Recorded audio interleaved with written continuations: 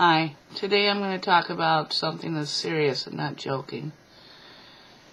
There's too many people here online at IMVU and other places that are misusing slaves and subs.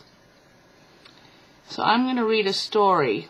It's called An Online Warning to Submissive and Slaves. As the master of the house entered the room, he saw that what was not there, her clothes, her books, her private things. Even the walls were bare.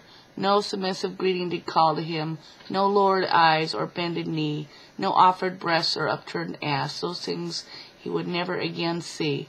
One thing his eye did fall upon that had been left there for him to find, an envelope, a folded note that had been left behind. He opened up the letter there to read what he knew what it would say, and looked once more upon her tiny handwritten words, in the light of the ending day. When we first met there in that chat room, your words were honey sweet. They flowed into my heart and soul like a freezing child who had been given heat. You learned all there was to know about me, while I knew nothing of you. You brushed off my questions, called them unseemly and crass, and implied that I was rude. Soon did I fall under your spell. As potent as any wizard could weave, I turned my back upon career, family, and friends.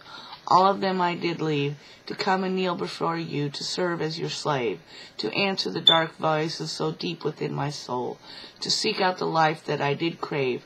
For you I did suffer the torments of the damned, and more often than that as well, to be worthy of the collar you had placed upon my neck. But you have not proven to be worth this sort of hell. You have tormented me with cane and oar. For your amusement did I suffer the paddle, the flogger, and the crop.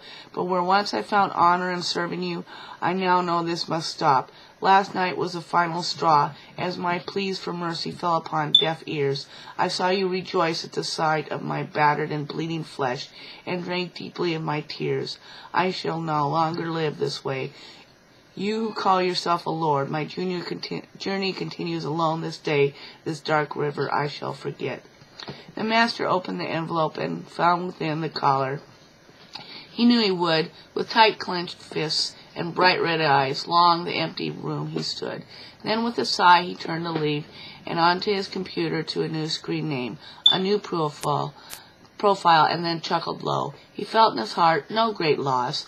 There were many more online, lonely, begging, needing subs. He knew quite well their kind. Once again the hunt was on. All that begins online, the sweet flowing words, the velvet touch, bind later the body, but first the mind. To use them well, he then used them up, and then soon to cast them in his wake. He knew the collar would soon be filled as he logged on, and leaned back to wait. He waits there still, even now, online. Innocent I am cast forth as bait to find his victim and lure her into a honeyed bitter fate.